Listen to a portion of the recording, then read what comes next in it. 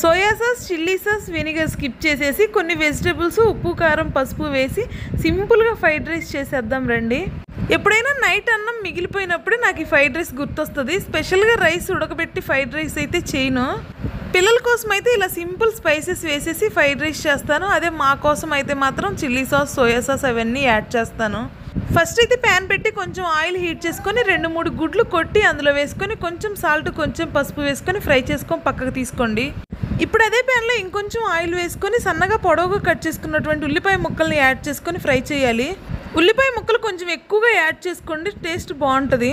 ఉల్లిపాయలతో పాటే కొన్ని పచ్చిమిర్చి ముక్కలు, కొంచెం కరివేపాకు యాడ్ చేసుకొని ఫ్రై చేయండి.